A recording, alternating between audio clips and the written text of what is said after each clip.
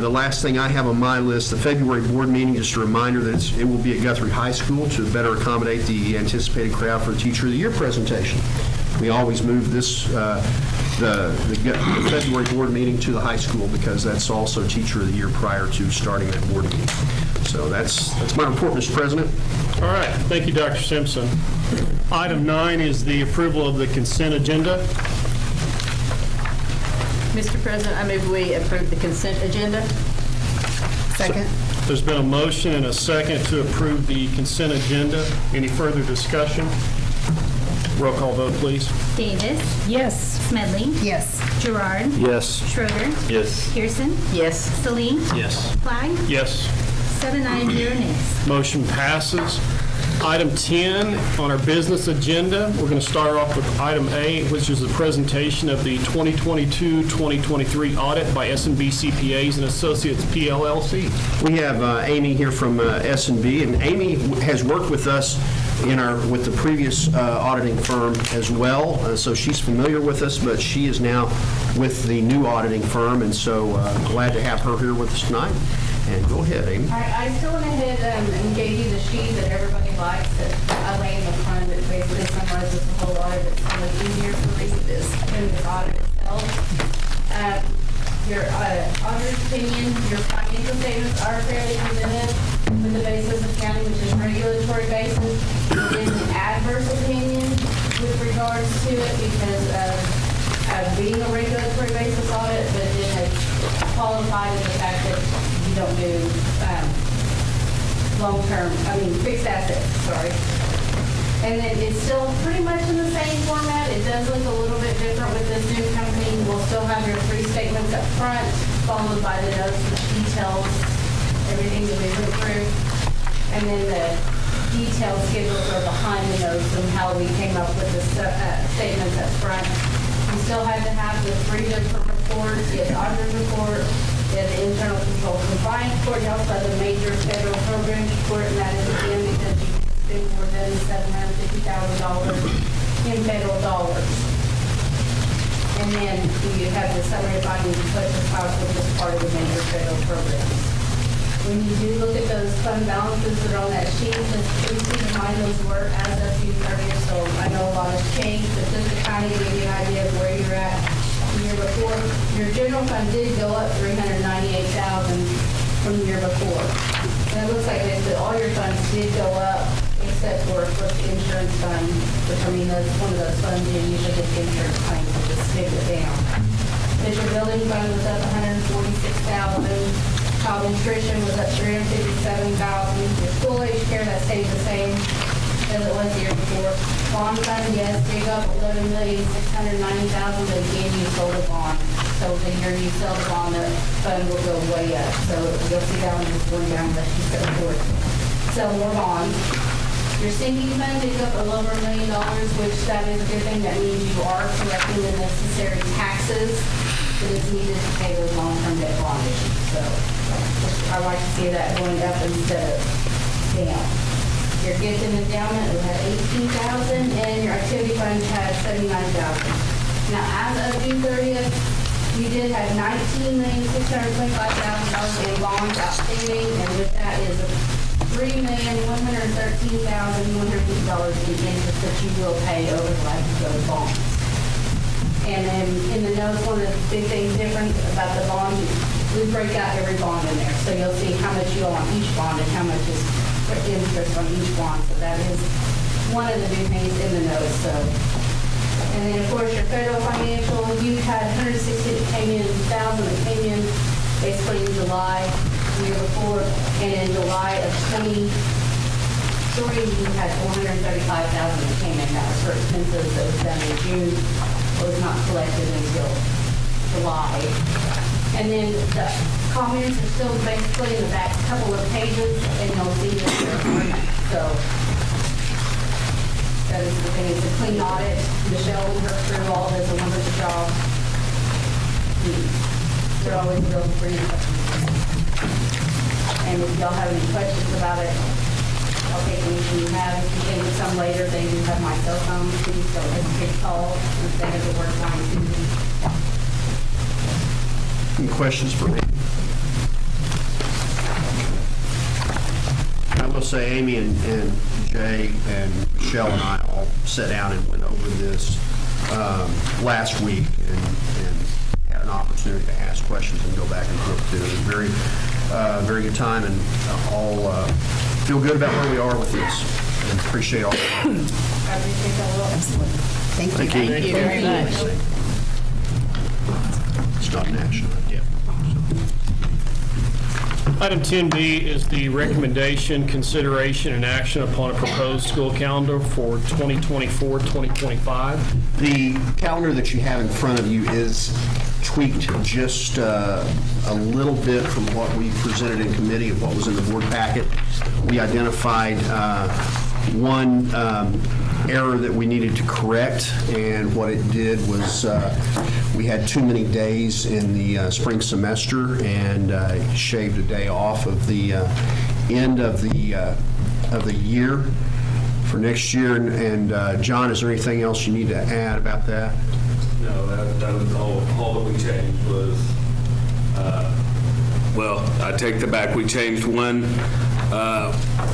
a few days from on our first so that all of our parent-teacher conferences days were in the same quarter instead of having one in the first quarter, one in the second quarter. So we changed, we just moved, like we've done in the past, we kept our quarter ending the Wednesday before fall break.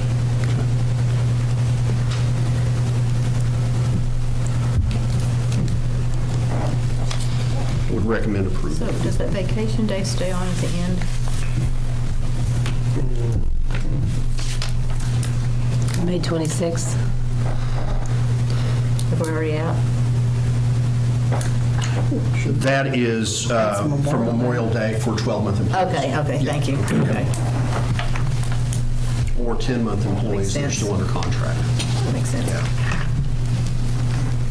Mr. President, I make a motion we approve the proposed school calendar for 2024-2025. Second.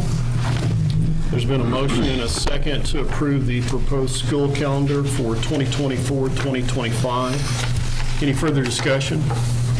Roll call vote, please. Davis. Yes. Smedley. Yes. Gerard. Yes. Schroeder. Yes. Pearson. Yes. Salee. Yes. Flagg. Yes. 7 ayes, 0 nays. Motion passes. Item 11 is the proposed executive session for the purpose of discussing employment of personnel, FMLA request, resignation, separation from employment, and transfer of position request. All is set out on the personnel reports. Discussion of extra duty assignments is listed for 2023-2024.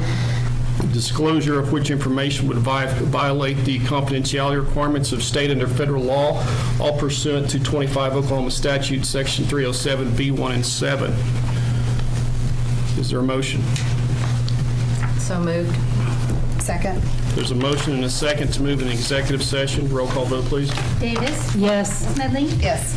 Gerard. Yes. Schroeder. Yes. Pearson. Yes. Salee. Yes. Flagg. Yes. 7 ayes, 0 nays. Motion passes. I never do that when I do.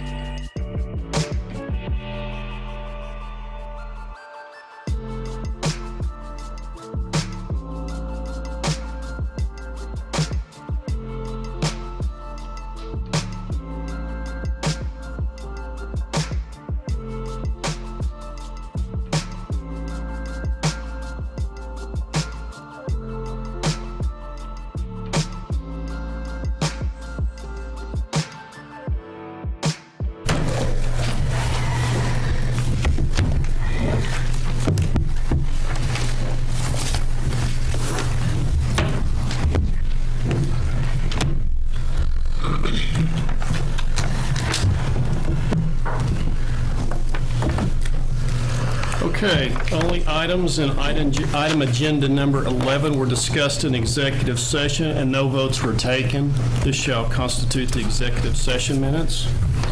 Item 12 is to vote on action as set out in the personnel reports.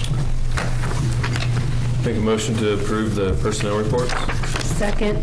There's a motion and a second to approve the personnel reports. Roll call vote, please. Davis. Yes. Smedley. Yes. Gerard. Yes. Schroeder. Yes. Pearson. Yes. Salee. Yes. Clegg. Yes. 7 ayes, 0 nays. Motion passes. Item 13 is action upon extra duty assignments for 2023-2024. Mr. President, make a motion that we approve the extra duty assignments for 2023-2024. Second. There's a motion and a second to approve the extra duty assignments for 2023-2024. Roll call vote, please. Davis. Yes. Smedley. Yes. Gerard. Yes. Schroeder. Yes. Pearson. Yes. Salee. Yes. Clegg. Yes. 7 ayes, 0 nays. Motion passes. Item 14 is the recommendation, consideration, and action to accept any resignations offered since the posting of the agenda. We have none. Item 15 is discussion and possible action on any new business not known about or could not have been reasonably foreseen at the time of the agenda posting. We have none. Item 16, a motion for adjournment. So moved. Second. Roll call vote, please. Davis. Yes. Smedley. Yes. Gerard. Yes. Schroeder. Yes. Pearson. Yes. Salee. Yes. Clegg. Yes. 7 ayes, 0 nays. Motion passes. This meeting is adjourned. Nobody leave. You got to...